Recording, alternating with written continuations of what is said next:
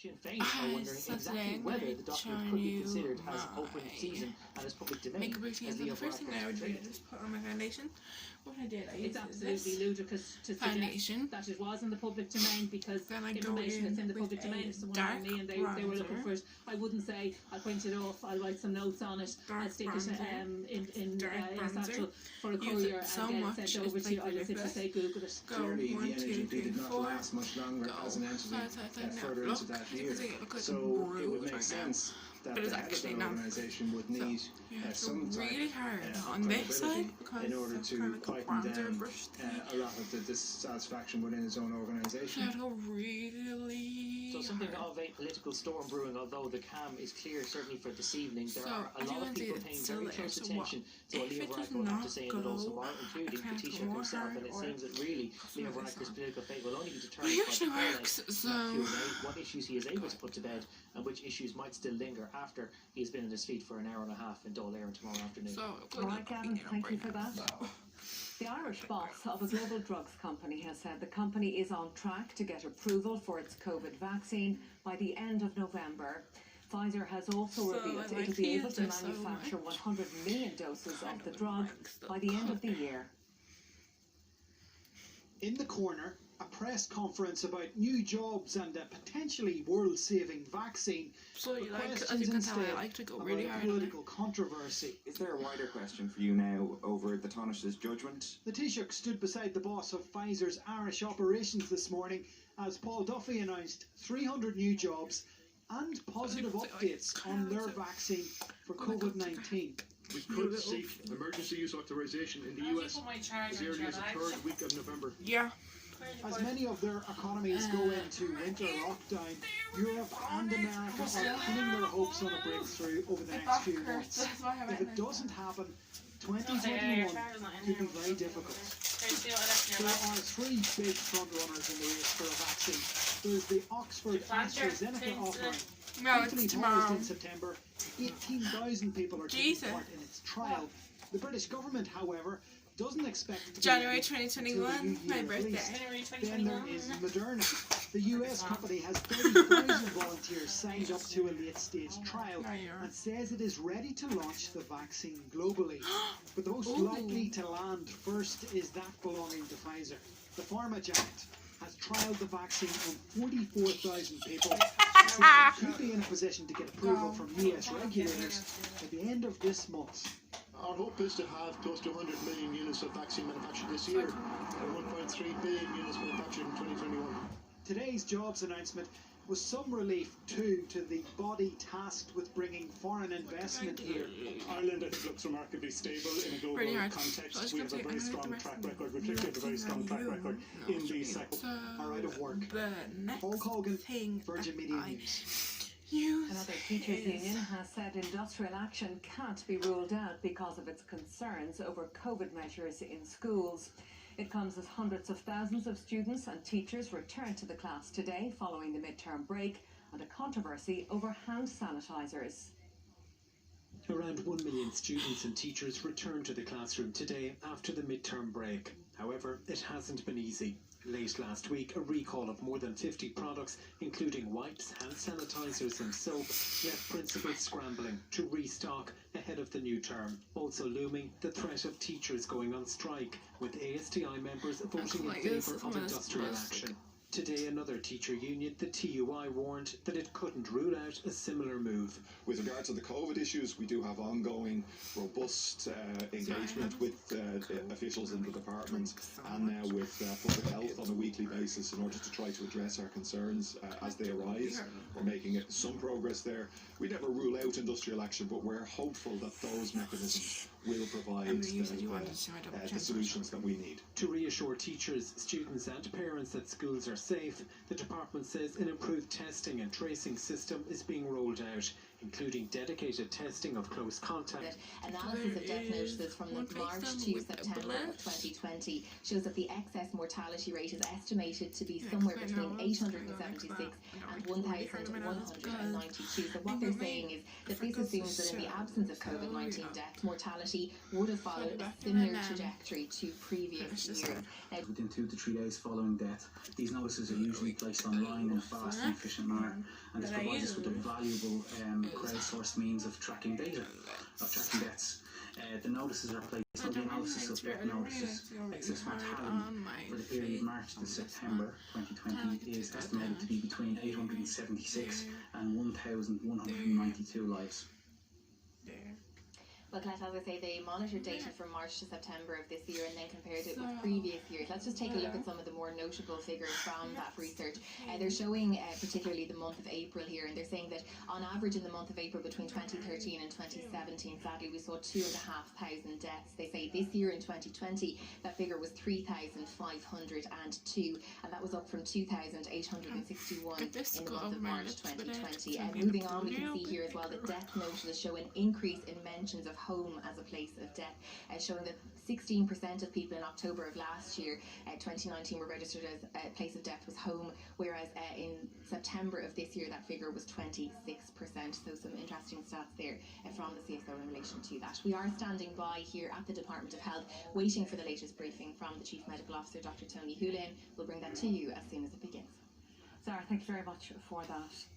A 20-year-old Dublin man has been found guilty of the murder of a homeless man who was stabbed 183 times. Jesus Christ! In June 2018. Someone got stabbed. Philip Dunbar admitted stabbing Adam Muldoon, but pleaded not guilty to his murder. Animals, Abby, animals. He was convicted by a majority I'm doing a YouTube video. of the jury. Adam Muldoon, or Floater as he was known, was described as a harmless person who never bothered anyone, someone who was treated with respect. He was homeless but often stayed around the Glenshane area of Tala, and everyone in the neighbourhood helped him out. Many recalled the 23-year-old Zimmer frame throughout the trial. He had cerebral palsy. On June 22nd, 2018, he and Philip Dunbar were with a group of youths hanging out in the Glenshane area. People were ordering pizza, drinking and smoking weed. Adam Muldoon and the accused were seen walking towards a nearby park before midnight. His body was found by a man walking his dog in Butler Park the following morning. He had been stabbed 183 times in the head, body, abdomen and neck. After murdering Adam Muldoon, Philip Dunbar boasted that he knew what it felt like to be a killer and that he was after putting Adam out of his misery. The accused later told Gardaí that he couldn't remember doing it, that he had been drinking and taking pills at the time and that he just blanked out. His lawyers argued that he was too drunk to form the necessary intent for murder, but after 2 hours and 52 minutes of deliberations, the jury returned its verdict, finding him guilty. After the verdict was read out, Philip Dunbar stood up and prison officers went to lead him away to the cells. Members of Adam Muldoon's family left the courtroom in tears and someone shouted, "Who's laughing now?" Philip Dunbar replied, "Shut your mouth," before being led away. The 20-year-old of Glenshane Drive, Tala in Dublin 24 was remanded in custody. Ahead of his sentence hearing on Friday, he will be given the mandatory life sentence for murder. Deborah Naylor, Virgin Media News at the Central Criminal Court. No! Jail for life for a murder linked to the Kinahan Hutch feud. Michael Barr was shot dead inside the Sunset House pub in Dublin's north inner city in April 2016. Gardaí have said there will be no let-up in their pursuit of others involved in the gangland murder. It'll take a while. On the 25th of April 2016, just 2.5 months after the Regency Hotel shootings, two armed men wearing boiler suits and full rubber masks walked into the Sunset House pub in Summerhill on Dublin's north side and opened fire. They were targeting 35-year-old County Tyrone man Michael Barr as part of the Kinahan Hutch feud, which was raging in the capital at that stage. He was shot 7 times, 5 times in the head. Mr. Barr was managing the pub at the time. Shortly afterwards, 3 men were seen getting out of a silver Audi at nearby Walsh Road and setting it alight. In it, Gardaí found firearms, boiler suits, ski masks and rubber masks. David Hunter's DNA was found on one of the ski masks and the guns were ballistically linked to the shooting. Hunter was convicted of murder by the non-jury Special Criminal Court in September. He's the second man to be convicted of Mr. Barr's murder. In 2018, 32-year-old Eamon Cumberton of Mountjoy Street, Dublin 7, was found guilty and jailed for life. And a third man, 33-year-old Martin Aylmer of Casino Park in Dublin 3, pleaded guilty to assisting the gang involved by moving firearms. Today, Detective Superintendent Colin Murphy said the investigation into the murder is not over, that there are others out there. At this time, we remember Michael's family. his partner and his children. I want to make an appeal today. This is an ongoing investigation. Again, I'm acutely aware of the impact that this has on communities, and I want to reassure the community that we will do everything in our power to bring those involved to justice. In victim impact evidence, Mr Barr's fiancée Jade O'Shea said she and their young daughter's lives had been turned upside down. She said the 6-year-old constantly asks about daddy.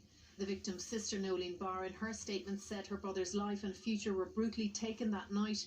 We are broken and distraught, and not a day goes by that we don't miss his charm, wit and big brown eyes, she said. Mr Justice Alexander Owen said that the evidence against David Hunter was compelling and it had been fully proven that he was one of the gunmen in the Sunset House pub that night. The court heard that David Hunter has 15 previous convictions, including for making threats to kill and for assault. Today he was sentenced to the mandatory life term for the murder of Michael Barr. Sarah O'Connor, Virgin Media News at the Special Criminal Court in Dublin. Now, coming up next on the news at 5:30, we're live at the Department of Health, where Dr Tony Holohan is due to host a COVID briefing. And star appeal Johnny Depp to challenge his lost libel judgment.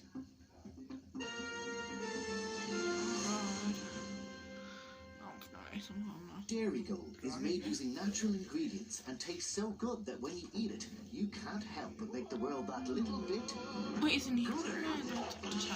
Goodness. Spread. Lovely shrubbery. Goodness. Spread. Goodness. Spread. Mom, Dairygold. Katy Perry Spread the goodness. Sorry, to tell you about quote travel insurance deals. Yes, you're on live TV. Home and contents insurance is now reduced to only €199, including accidental damage. And you can get it in just 60 seconds. Car insurance starts at only €325. And we're specialists in young driver car insurance, cover for those with convictions or previous claims. 40% of people who call to better their car, van or home insurance renewal become our customers. So they fled gunfire and unimaginable violence. Now their suffering is silent. Anxious mothers hold starving children, exhausted from fear and desperate with hunger. But the suffering is only silent until the pain gets too much. Then come the screams, and pain turns to agony. Amir needs food now. His starving 1-year-old is seriously ill. Halima can't stop crying, but hunger could silence her forever. Death from malnutrition is slow and agonizing, and no child should die like this. Please help us stop the suffering. Call 1850 211 670 and give just €2 a week to Concern. When you do, you'll help us get life-saving food and medical attention to families fleeing conflict and natural disasters. You'll help end the horror and bring back hope. Please, call 1850 211 670 and give €2 a week to Concern. Because right now, another child like Halima is screaming in hunger. Help us stop the suffering. We're all snacking more, and not always on the good stuff. Snack Farm, Ireland's newest snack company, makes it easy for you to snack better. A range of super tasty, healthy snack mixes from our online store direct to your door. Snackfarm.com. Goodness delivered. This seems to be lacking something.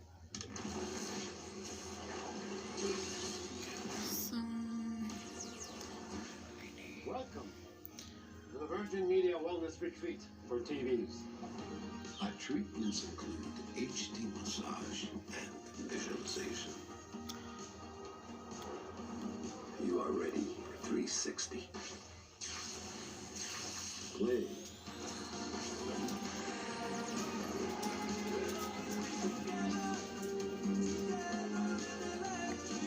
TV 360 from Virgin Media.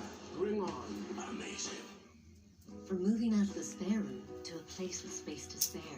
From first flat to first family home. From farmhouse to deep house. From a place you both call home to your working from home home. A new home is one of life's biggest moments. We all know life doesn't always happen. That's why, at Bank of Ireland, our personalised mortgages can change if your life changes. When you're ready to make a move, we're ready to make it with you. Bank of Ireland. Begin.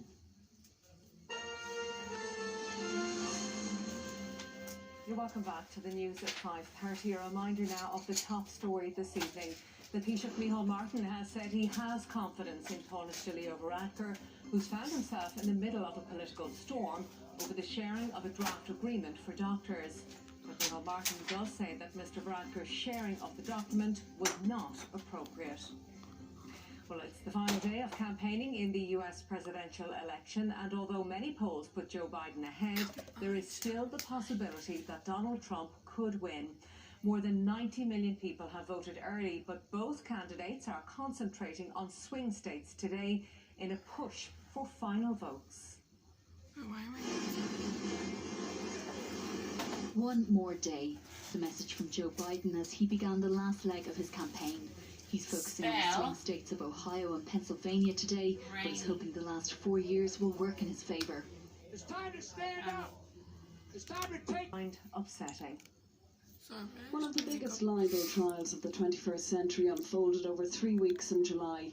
Today, Britain's High Court ruled against Johnny Depp in his libel action against the Sun newspaper over allegations that he was a wife-beater. In his ruling, Justice Andrew Nicholl said that while Depp proved the necessary elements of his cause of action in libel, News Group newspapers showed that what they published was substantially true. He said the natural and ordinary meaning of the article was that the actor was guilty on overwhelming evidence of serious domestic violence against his then wife, causing significant injury and leading to her fearing for her life. Johnny's judgment are not a surprise. Separately, Depp is suing Heard for $50 million in the US over a Washington Post story about domestic violence. The trial is due to be held next year. Aisling Roach, Virgin Media News. Well, today's COVID figures have just been released by the Department of Health ahead of a briefing with Dr. Tony. Yes, next there's 767 new confirmed cases and sadly 2 further deaths. I'm not even crying. Those new cases will be 321 in Dublin, 84 in Cork, 47 in Meath. Let's hand you over now to the Chief Medical Officer, Dr. Tony Hoolan. Both of these people died in October. Over the past 14 days, 11,808 cases have been notified, and our national 14-day incidence rate is now 248 cases per 100,000 population. The 5-day moving average is 671 cases per day. Among cases notified in the past 14 days, the median age is 33 and the mean age is 36. 65% of cases were in people aged under 45 years, and 10% of cases were in people aged 65 years and older.